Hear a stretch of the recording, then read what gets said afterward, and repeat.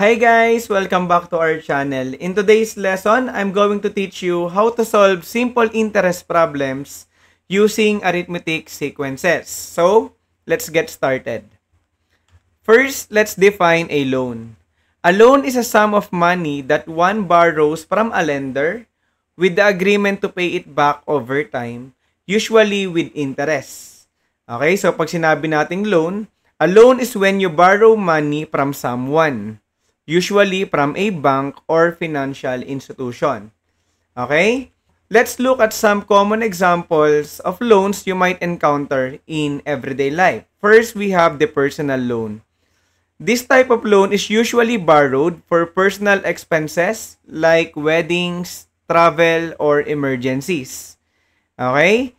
We also have auto loan. It is used specifically to purchase a car or other vehicles. Next, we have a business loan. It is usually borrowed to start, operate, or expand a business. And last is the salary loan. It is a short-term loan based on the borrower's salary, often offered by employers or government agencies. So these are just a few types of loans people use depending on their needs. Always remember, borrow wisely and understand the terms before committing. Okay? So next, we have a mortgage. A mortgage is a specific type of loan used to purchase real estate. The property itself acts as a collateral. If the borrower fails to repay, the lender can take ownership of the property. So, for example, borrowing 1 million from the bank to buy a house and paying it back monthly with interest. So, dito guys, you borrow money from a bank to buy a house, okay, or a property.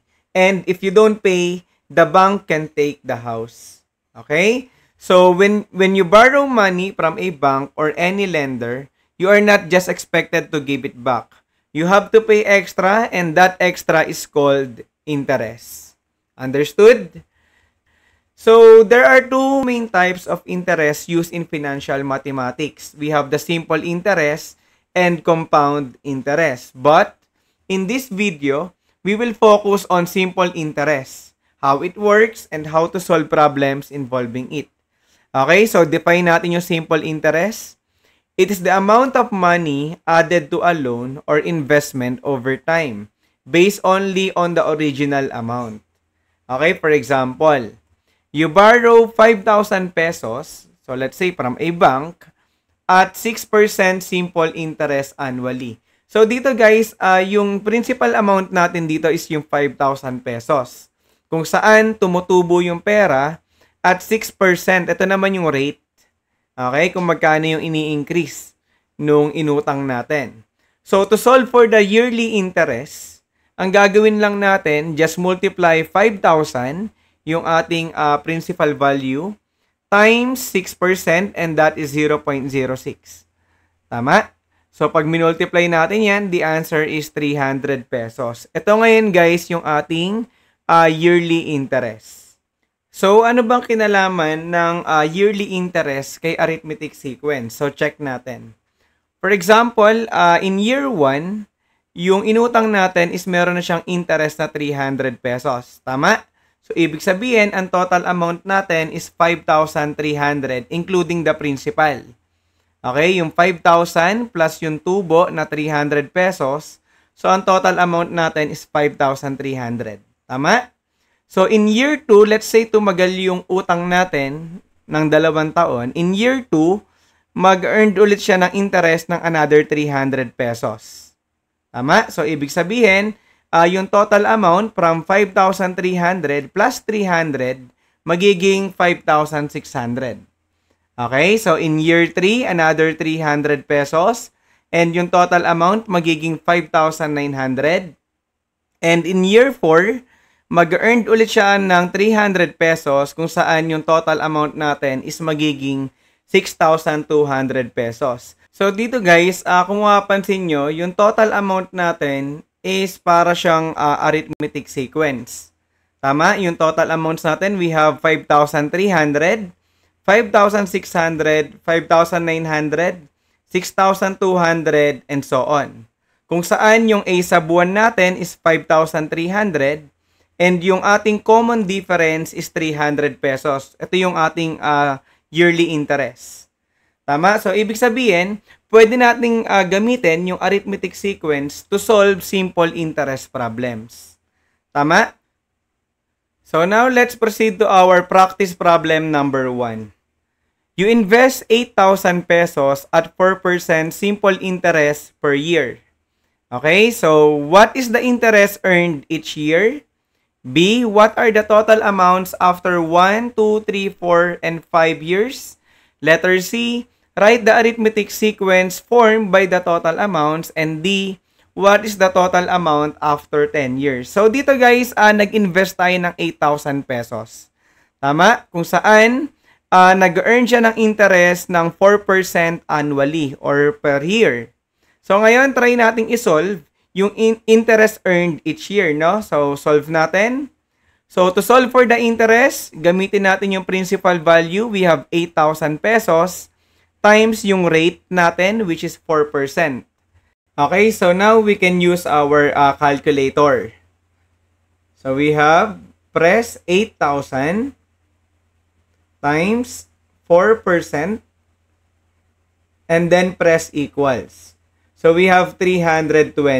Tama? So, ibig sabihin, ang interest per year natin is 320 pesos. Okay? So, next, proceed tayo kay letter B.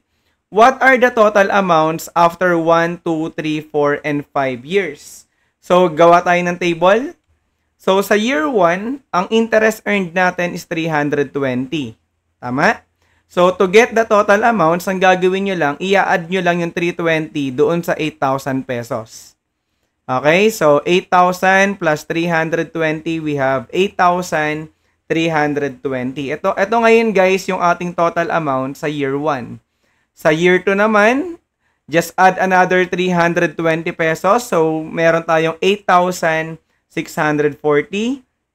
And then, for year 3, add another 320, so that is 8,960. Sa year 4, plus 320 ulit, that is 9,280. And sa last year natin, yung year 5, add another 320 pesos, so we have 9,600. So ito na ngayon guys, yung ating total amounts after 1, 2, 3, 4, and 5 years. Okay?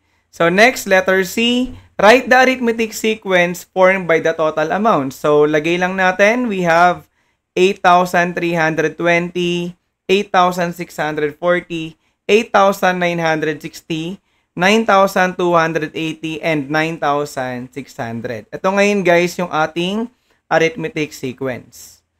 Okay? So, last question. What is the total amount after 10 years? So, dito guys, gagamitin natin yung na-formed nating arithmetic sequence, no? To solve for letter D. Kung saan yung ating A sub 1 is 8,320. Yung common difference natin, ito yung interest per year, no? Yung 320 pesos. Yung na-solve natin sa letter A. Then, yung number of terms natin, yung N is equal to 10 years. Kasi sabi dito sa problem, what is the total amount after 10 years? Okay? So, now we can use the formula for the nth term of the arithmetic sequence. Yung A sub n equals A sub 1 plus n minus 1 times D. So, substitute natin yung A sub n, that is A sub 10. Tama? Yung 10th term, yung hinahanap natin. Equals A sub 1, which is 8,320, plus n, which is 10, minus 1, times D. Ang D natin is 320 pesos. Okay, so now pwede na nating isolve yung A sub 10 using our calculator. Okay, so press 8,320 plus the quantity of 10 minus 1 times 320. Okay, and then press equals. So, we have 11,200 pesos. Tama? So, the total amount after 10 years is 11,200. Okay? Naintindihan ba guys? So, next, let's proceed to our practice problem number 2. So you took out a 300,000 mortgage at 5% simple interest per year to be paid in full after several years. Okay, so problem. Letter A. How much interest is added each year? Letter B.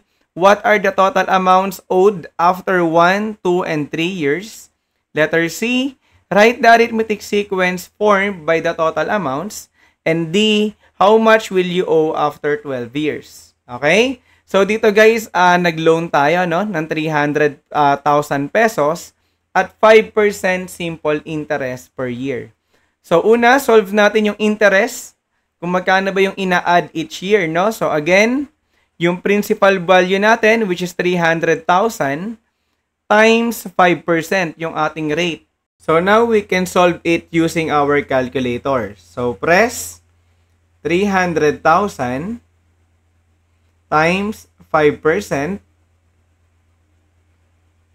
That is 15,000 pesos. Okay, so ito na ngayon guys yung ating interest per year. Nakuha ba? So ngayon, solve natin yung letter B. So what are the total amounts owed after 1, 2, and 3 years? So gawa tayo ng table. So sa year 1, meron tayong interest earned na 15,000 pesos. Ito yung na-compute natin sa A. So i-add lang natin dun sa ating principal value, 300,000. So, 300,000 plus 15,000, that is 315,000. Tama? So, sa year 2 natin, plus another 15,000. So, that is 330,000. And sa year 3, add another 15,000. So, ang total amount natin is 345,000 pesos. Okay? So, ito na ngayon guys, yung total amounts owed after 1 to 3 years. Okay? So, letter C. Write the arithmetic sequence formed by the total amount. So, kopyahin lang natin. We have 315,000. The next, 330,000 and 345,000 and so on. Okay? So, ito na ngayon guys yung ating arithmetic sequence. Okay? Next, letter D. How much will you owe after 12 years? So, gamitin natin yung sequence to solve for the letter D. So, kung saan, ang first term natin, guys, will be 315,000. Tama? Ito yung ating A sub 1 with a common difference of 15,000. Ito yung ating interest per year na sinolve kanina sa letter A. And then, ang N natin is 12 since ang pinapahanap dito, how much will you owe after 12 years? Tama? So, use the formula. Yung n term natin for arithmetic sequence, we have a sub n equals a sub 1 plus n minus 1 times d. So, substitute natin yung mga given values. So, we have a sub 12. Ito yung ating 12th term. A sub 1, that is 315,000 plus n, which is 12. Minus 1 times D, which is 15,000. Okay, so solve natin using our calculator. Okay, so press 315,000 plus the quantity of 12 minus 1 times 15,000. Okay, and then press equals. So, therefore, we have 480,000 pesos. So, ito na ngayon guys, yung ating total amount after 12 years. Nakuha ba? And that's it for our lesson today. I hope you were able to understand the topic. So, if you have any questions or clarifications, feel free to drop a comment below. So, thank you so much guys for watching. This is Prof. D.